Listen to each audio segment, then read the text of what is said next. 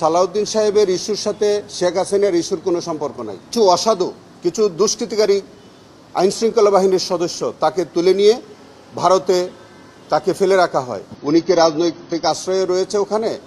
আমরা শেখ হাসিনা কি স্ট্যাটাসে ওখানে আছেন এটি কিন্তু আমরা ক্লিয়ার এখন পর্যন্ত জানি না। দেখেন, আমরা আইনি লড়াই করে আনার জন্যই তো ইতিমধ্যে বাংলাদেশ সরকার ভারত সরকারের কাছে তারা আবেদন করেছে। যে আবেদনটা করেছে শেখ হাসিনাকে প্রত্যর্পণ করার জন্য, যে আবেদন, এটা একটি আইনি প্রক্রিয়া। সেই আইনি প্রক্রিয়ার মধ্য দিয়ে তাকে আনার জন্য বাংলাদেশ সরকার প্রয়োজনীয় পদক্ষেপ নিয়েছে। না, এটা শোনেন, সালাউদ্দিন সাহেবের ইস্যুর সাথে শেখ হাসিনার ইস্যুর কোনো সম্পর্ক নাই।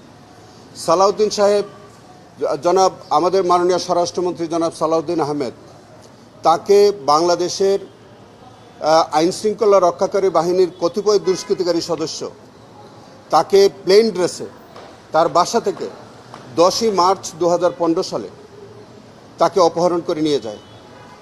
তাকে 61 দিন তাদেরকে গুম করে রেখে 10/5/2015 সালে ভারতের মেঘালয় রাজ্যের শিলংয়ে তাকে সেখানে নিয়ে ফেলে রাখা হয়। এবং পরে যখন উনি ট্রমাটাইজড অবস্থায় যখন তিনি বিভিন্ন জায়গায় ঘুরতেছিলেন, সেখানে তাকে পুলিশ তাদের হেফাজতে নেয়। পরবর্তীকালে ফরেনার্স অ্যাক্টের 14 ধারায় তার বিরুদ্ধে একটা মামলা দিয়েছিল। সেই মামলায় তিনি প্রমাণ করতে পেরেছিলেন যে বাংলাদেশের কিছু অসাধু, কিছু দুষ্কৃতিকারী আইনশৃঙ্খলা বাহিনীর সদস্য তাকে তুলে নিয়ে ভারতে তাকে ফেলে রাখা হয়। সেটি ভারতীয় আদালতের কাছে বা ওই মামলায় সুস্পষ্টভাবে প্রমাণিত হওয়ায় তাকে সেই মামলা থেকে বেকসুর খালাস দিয়েছে। সেই খালাসাদেশের বিরুদ্ধে তারা আপিল ফাইল করেছিলেন, সেই আপিলও তারা সেখানে খারিজ হয়েছে। সেই কারণে এবং পরবর্তীতে তিনি মুক্তি পেয়ে বাংলাদেশে এসছেন। বর্তমানে তিনি আমাদের স্বরাষ্ট্র মন্ত্রণালয়ের দায়িত্ব পালন করছেন।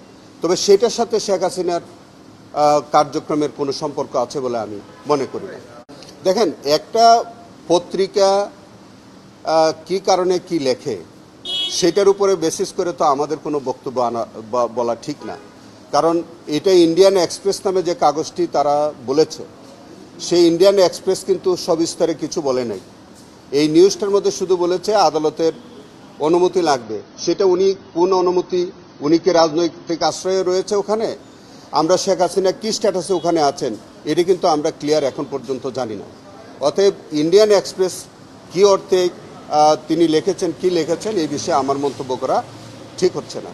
দেখেন, আমরা ওবায়দুল কাদের সহ যে 7 জন আসামি, তারা এই জুলাই আন্দোলনে তাদের একটি বড় ভূমিকা ছিল এবং তাদের ভূমিকার কারণে 1400 লোক শহীদ হয়েছে, প্রায় 30,000 লোক পঙ্গুত্ব বরণ করেছে।